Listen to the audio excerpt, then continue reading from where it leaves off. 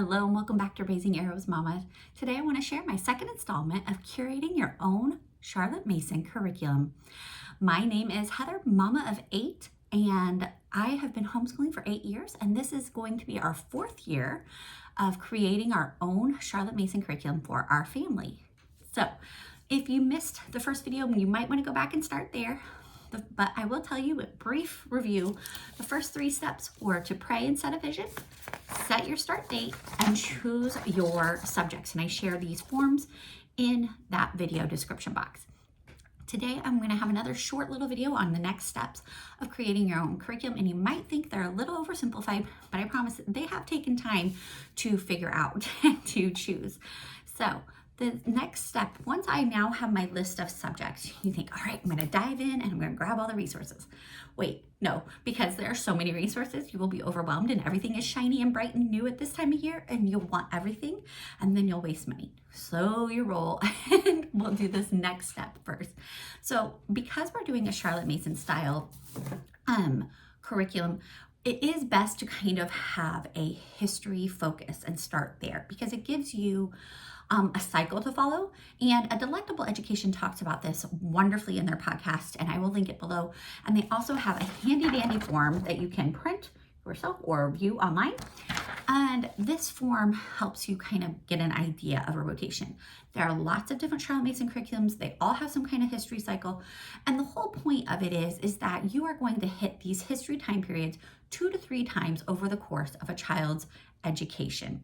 And that way you don't feel like you have to cram all of the 20th century into your 2nd grader because they're going to hit it again when they're in 6th grade and then again when they're in 10th grade. And it gives you a little more freedom to teach everything, but over the course of multiple years.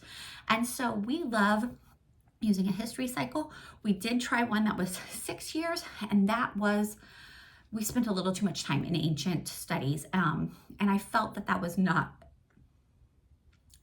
appropriate for our family. And so we have been following more of Charlotte Mason's timeline and the timeline that Delectable Education follows. We roughly use this timeline.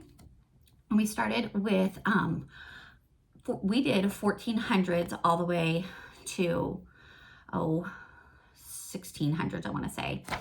1700s, yes. And we only do ancients, as you notice, with 4th grade and up. The rest of them, we don't do ancient history, but they'll have multiple history streams. And so I'll talk more about how I do it, but we do have the American and then the world or ancient history, kind of all 3 combined there. But I just take a century or group of centuries to use for the entire family for the year. And that gives me a little bit more breathing room, whereas programs like Ambleside, each child was in a different century, and it was boggling my mind to try to figure that out and connect things and get it all done. And there are some mamas who do an amazing job of that. I am not knocking Ambleside Online. I think that is a wonderful, beautiful free program, but it wasn't working for us with our large family and everybody very close together, but not close enough for the AO groups to work.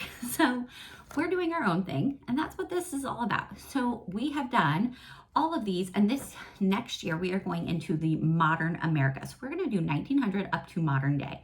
That's 125 years. It's gonna be a lot, and you can't get it all in. And I'll talk about that in a separate video, how I'm making it work.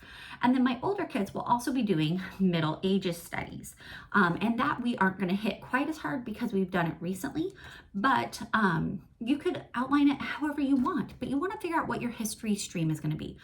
I have a friend, and I'll link her below too, Jessica at Simple Wonders, and they kind of do a term of American history, then a term of world history, and then a term of ancient history. And I think that's beautiful. That is awesome to be able to group it like that. There are lots of different ways you can do it. Choose what works for your family. The point is that you just want to try to go linear, in a line. You want to go in order. You don't want to be jumping back from modern to colonial to ancient, all the way back to pioneer days. You want to kind of keep it in order because it helps your children keep it in order. So choose your history stream, however you want to do that. And a Delectable Education podcast talks about this quite a bit, and it's wonderful.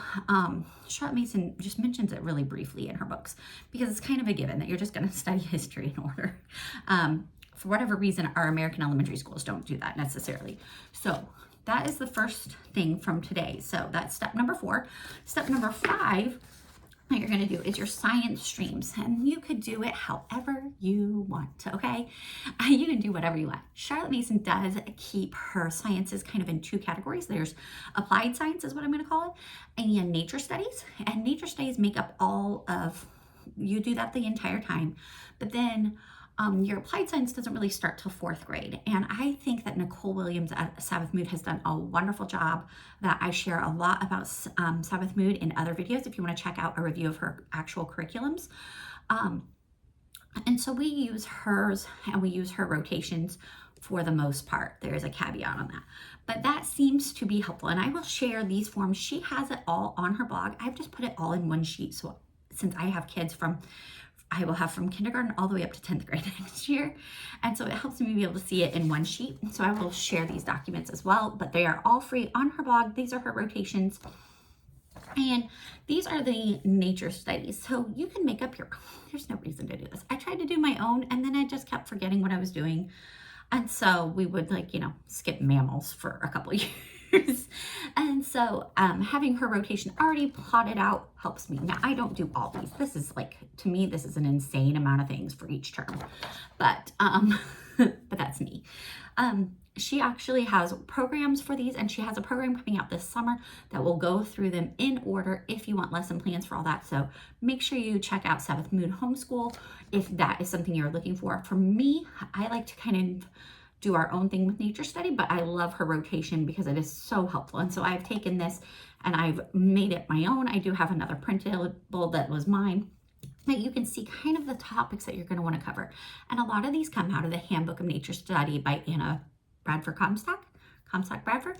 I'm not sure. You know, the thick tome. And if you don't want the thick tome, go to Living Book Press. They have beautiful color copies in small amounts with modern color photographs. They're awesome.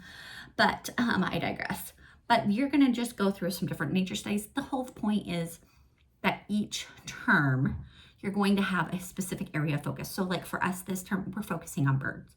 We're focusing on birds, and I talk about nature studies in another video more, but that's what we're doing. So you want to pick out your nature studies ahead of time because it's easy, and then you can start gathering materials for it. The other thing is that for 4th grade and up is you're going to do science or applied science cycles.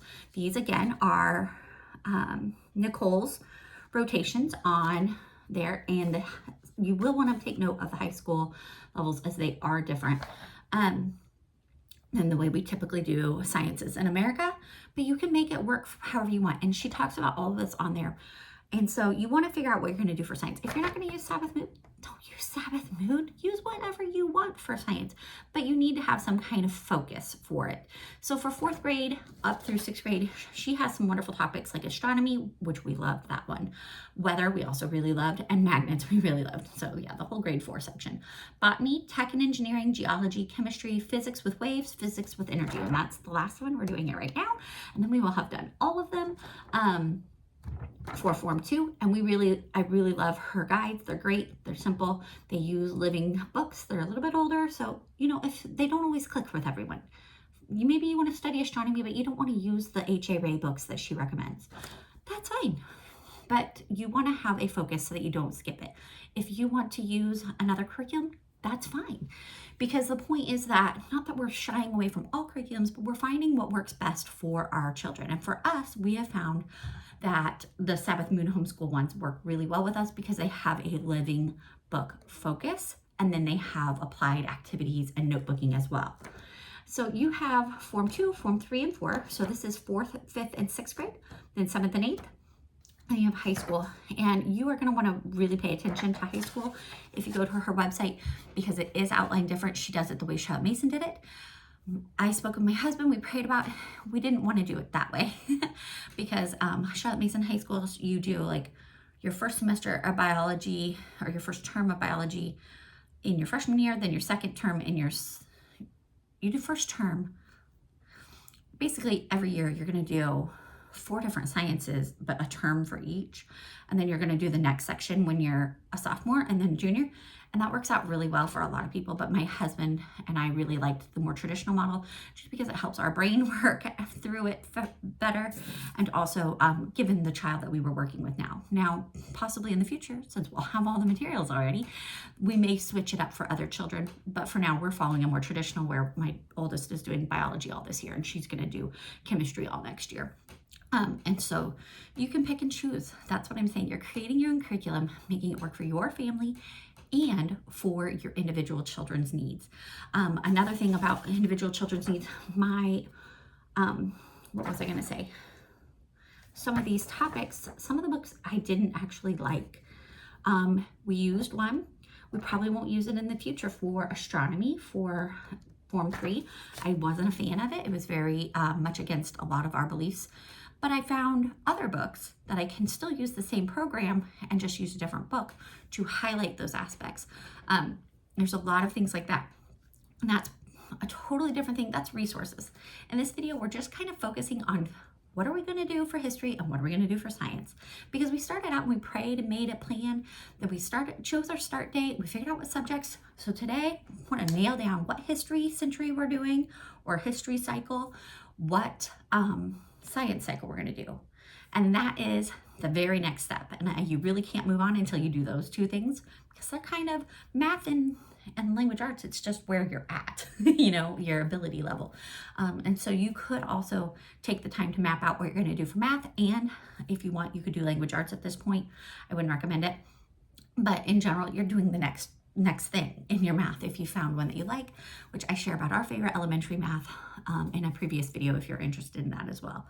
If you have any questions about choosing your history stream, science stream, or even math, let me know below, and then make sure you come back next week when we get into the nitty-gritty of resources. Thank you so much for watching and have a blessed day.